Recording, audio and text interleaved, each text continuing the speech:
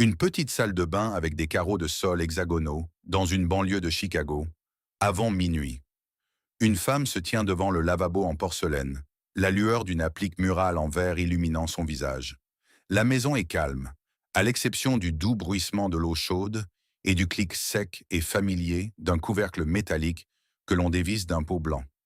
Le léger parfum de l'eau de rose et de la cire d'abeille remplit la vapeur. Elle saisit un gant de toilette en coton épais, l'essorant avec des mains prudentes et exercées.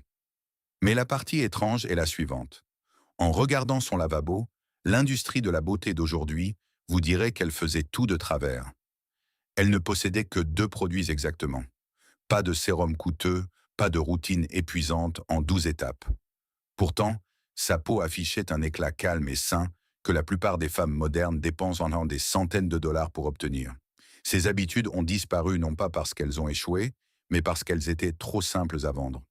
Voici 20 astuces de soins de la peau oubliées des années 1950 qui fonctionnent encore aujourd'hui.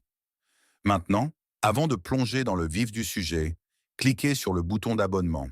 Vous ne voudrez pas manquer ce qui va suivre. Aujourd'hui, on nous dit que prendre soin de notre peau nécessite une équation chimique complexe. On nous vend constamment des solutions coûteuses à des problèmes que nos produits modernes ont créés en premier lieu. Mais dans les années 1950, les femmes s'appuyaient sur l'intelligence domestique, des produits de base bon marché de pharmacie et une discipline discrète. Ce qui a disparu n'était pas le résultat. C'était le savoir qui l'entourait. L'ancienne méthode n'était pas primitive. Parfois, elle était simplement trop efficace et trop bon marché pour être vendue. Nous comptons 20 de ces rituels de soins de la peau perdue. Soyez attentifs au fur et à mesure, car plus nous nous rapprocherons du numéro 1, plus vous réaliserez qu'il ne s'agit plus seulement de beauté.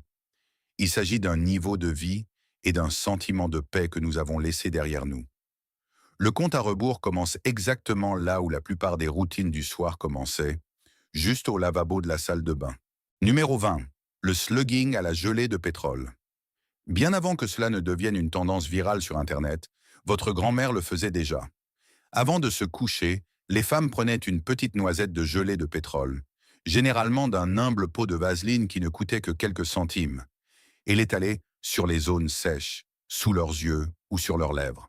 La texture était épaisse et lourde, laissant un éclat brillant dans la lumière tamisée de la chambre. Ce n'était pas élégant, mais cela formait un seau occlusif parfait pour emprisonner l'hydratation pendant la nuit. Aujourd'hui, nous achetons des masques de nuit à 40 dollars pour faire exactement ce qu'une noisette de gelée de pétrole à 20 centimes faisait en 1955. Numéro 19. Le nettoyage au cold cream. Il n'y avait pas de nettoyant moussant qui laissait la peau tendue et parfaitement propre. Au lieu de cela, la routine du soir s'articulait autour d'une émulsion blanche et lourde. Les femmes prélevaient de la Pond's ou une crème froide de marque de pharmacie, massant la formule fraîche et riche sur leur peau pour faire fondre le maquillage, la poudre et la poussière de la ville. Ensuite, elles l'essuyaient simplement avec un mouchoir doux ou un linge chaud. Cela enlevait la saleté mais laissait les huiles naturelles complètement intactes. Nous dépensons maintenant des petites fortunes en baume de double nettoyage, essayant de recréer la barrière d'hydratation exacte que le cold cream protégeait naturellement. Numéro 18. L'éclaboussure d'eau glacée. Les routines matinales ne commençaient pas par des rouleaux de glace coûteux conservés dans un réfrigérateur dédié aux soins de la peau. Elles commençaient par la glacière de la cuisine. Les femmes remplissaient le bassin en porcelaine d'eau glacée, y jetaient quelques glaçons et s'éclaboussaient le visage à plusieurs reprises. Le choc soudain de l'eau froide, coulant dans leur cou, réduisait instantanément les poches et stimulait la circulation sanguine. Cela raffermissait la peau et réveillait le visage sans une seule goutte de produit chimique. L'industrie ne peut pas vous vendre de l'eau du robinet et de la glace, alors elle nous a convaincus que nous avions besoin d'appareils à pile à 30 dollars à la place. Numéro 17. L'eau de rose comme seul tonique. Au lieu des astringents agressifs qui brûlaient et pelaient de la peau, la coiffeuse du milieu du siècle contenait souvent une simple bouteille en verre d'eau de rose pure. Les femmes en tamponnaient un coton et le pressaient doucement sur leurs joues. L'air s'emplissait d'un parfum floral propre et délicat. C'était légèrement astringent, mais profondément apaisant, équilibrant la peau sans la détruire. Remarquez-vous un modèle ici? Rien de tout cela n'était agressif. L'industrie de la beauté moderne nous apprend à combattre notre peau, à la peler, la gommer, la décaper, puis à acheter une autre crème coûteuse pour réparer les dégâts. Mais les femmes des années 1950 traitèrent leur visage avec un respect discret. Elles travaillaient avec leur peau, pas contre elles. Numéro 16. L'exfoliation aux gants de toilette chauds. Les exfoliants chimiques comme les AHA et les BHA étaient inconnus dans un foyer standard. Si une femme voulait une peau éclatante et lisse, elle s'appuyait sur un gant de toilette en coton épais. Trempées dans l'eau chaude et essorées fermement, les boucles texturées du tissu offraient l'exfoliation mécanique parfaite et douce.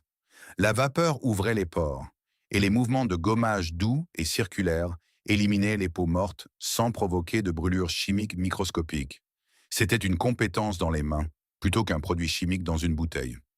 Mais les premières astuces ne concernaient que le lavage du visage. Le groupe de règles suivant s'éloigne du lavabo pour s'enfoncer davantage dans la coiffeuse, là où les solutions devenaient encore plus ingénieuses. Numéro 15. L'huile de ricin sur les cils et les sourcils. Bien avant que les magasins de beauté ne vendent des sérums de croissance des cils à 80 $ avec des listes d'ingrédients chimiques imprononçables, les femmes comptaient sur une bouteille en verre épaisse et collante de la pharmacie locale. À l'aide d'un goupillon propre ou simplement du bout d'un doigt, elles enduisaient leurs cils et leurs sourcils d'huile de ricin pure avant d'éteindre la lampe de chevet. Cela ne promettait pas de miracle du jour au lendemain, mais cela revitalisait les poils, prévenant la casse et ajoutant un éclat naturel et sain. C'était une routine humble et patiente qui fonctionnait sans risquer l'irritation cuisante des formules modernes. Numéro 14. L'amamélis pour les imperfections. Lorsqu'une imperfection apparaissait, une femme des années 1950 ne détruisait pas sa barrière cutanée avec du peroxyde de benzoïl agressif ou des acides forts. Elle se tournait vers l'amamélis. L'odeur vive, propre et herbacée de cet astringent naturel était un incontournable de presque toutes les armoires à pharmacie. Tamponné sur une boule de coton, il réduisait les rougeurs et l'inflammation pendant la nuit sans faire sécher et peler la peau environnante. C'était une solution ciblée et sensée qui traitait une éruption comme un inconvénient mineur, pas comme une urgence dermatologique. Numéro 13. Des mouvements de massage vers le haut. C'est ici que nous voyons la ligne entre un produit et une compétence. Appliquer une crème pour le visage n'était jamais une affaire précipitée ou bâclée. C'était une habitude physique disciplinée. Les femmes apprenaient de leur mère à appliquer leur crème avec des mouvements fermes, vers le haut et vers l'extérieur.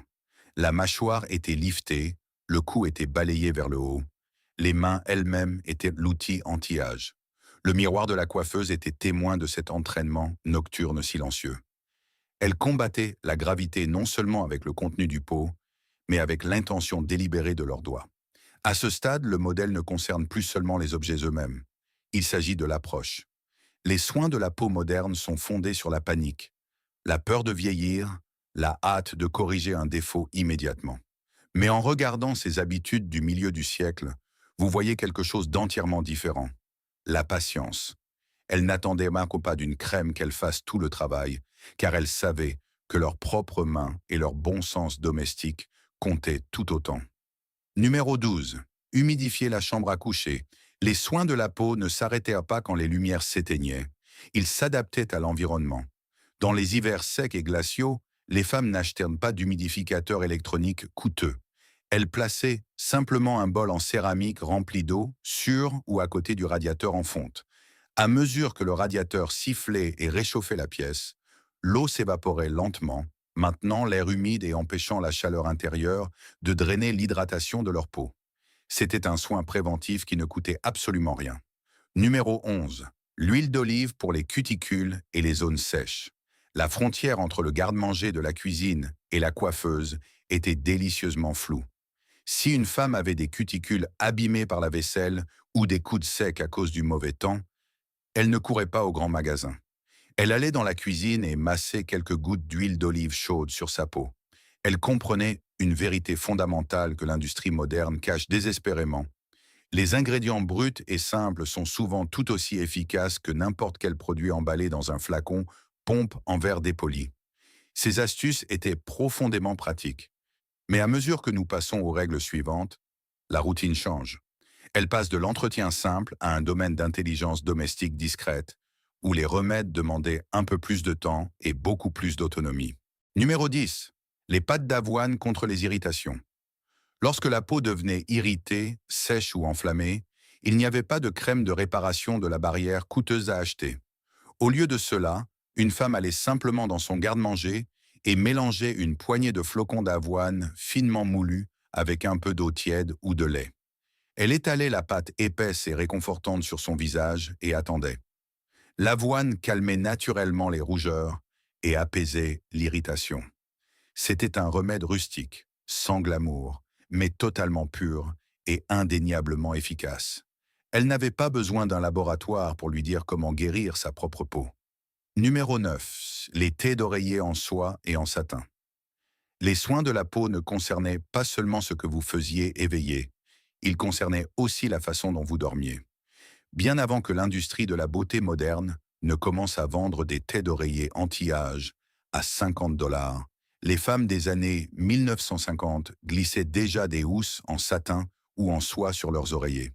Elles savaient que le tissu lisse et sans friction empêchait les plis et les tiraillements sévères causés par le coton lourd pendant la nuit. C'était une protection passive et sans effort, garantissant qu'elle se réveille avec une peau lisse et des cheveux intacts.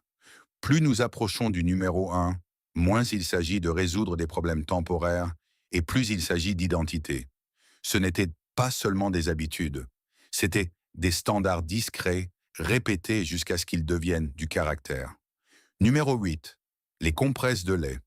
Pendant les mois d'été étouffants, quand une journée à étendre le linge au soleil laissait la peau tendue et brûlée par le soleil, la solution venait directement de la glacière. Les femmes trempaient un gant de toilette propre dans du lait entier froid et le pressaient doucement contre leurs joues et leurs épaules.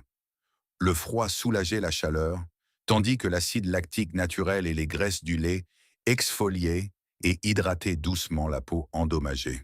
C'était un soulagement instantané et rafraîchissant qui sentait légèrement bon, ne coûtant guère plus qu'une visite chez le laitier.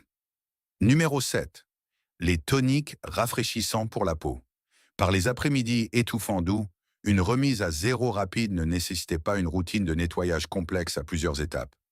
Les femmes gardaient des toniques rafraîchissants simples, comme Seabreeze ou une lotion de base au concombre, sur leur coiffeuse.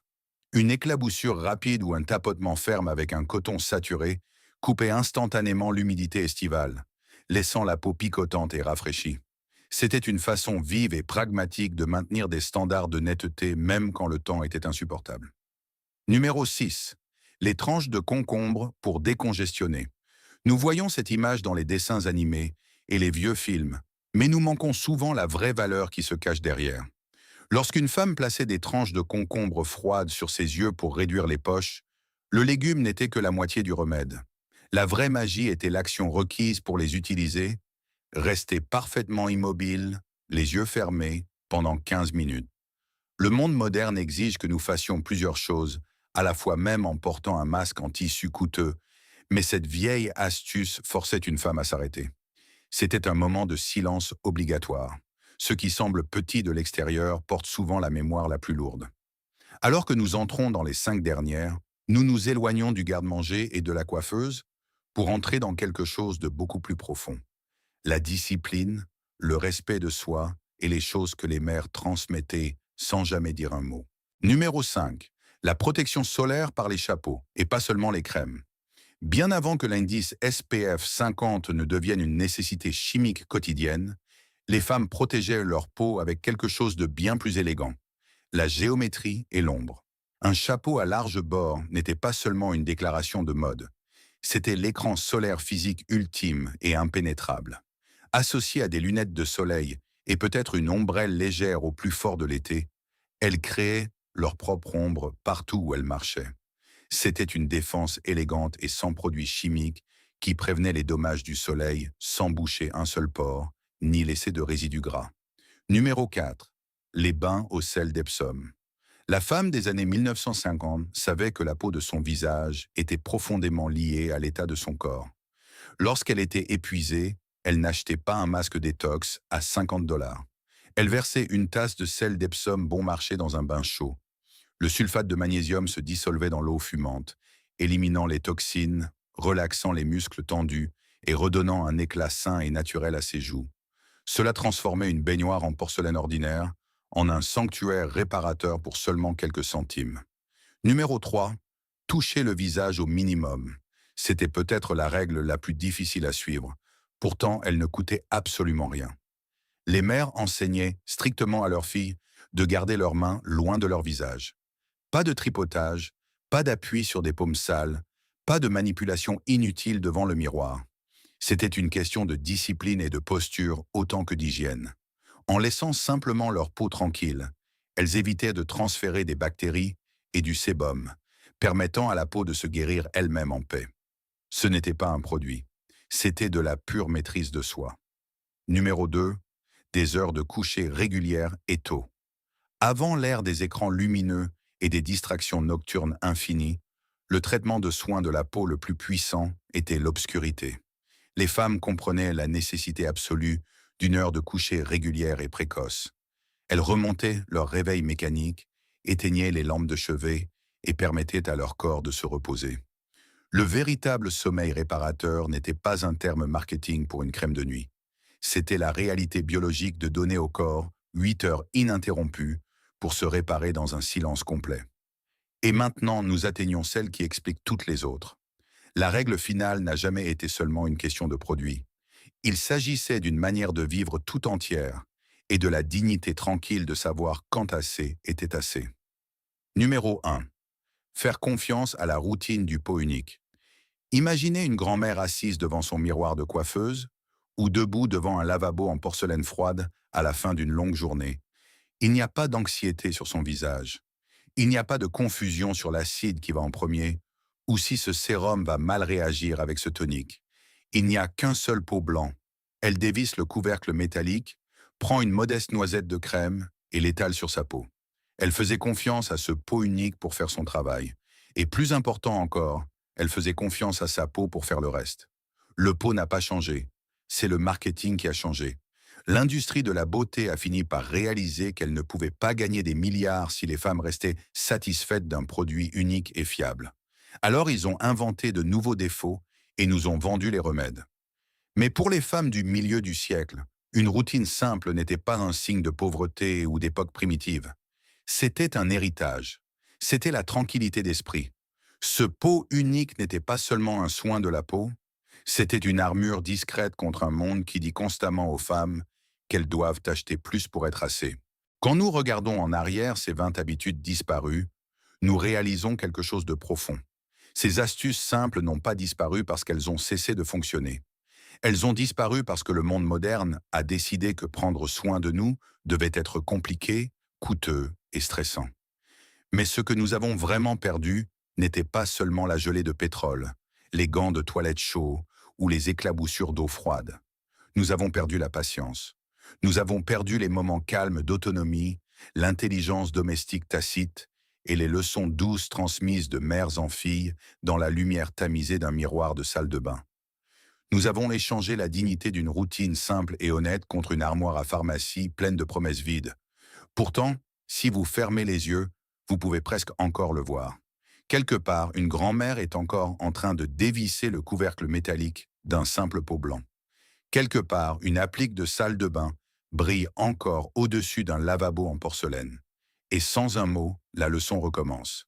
Si ces rituels à l'ancienne ont rappelé des souvenirs pour vous, ou si vous utilisez encore l'une de ces astuces vous-même, dites-le nous dans les commentaires ci-dessous. N'oubliez pas d'aimer, de vous abonner et de cliquer sur la vidéo sur votre écran pour découvrir plus de secrets disparus du passé.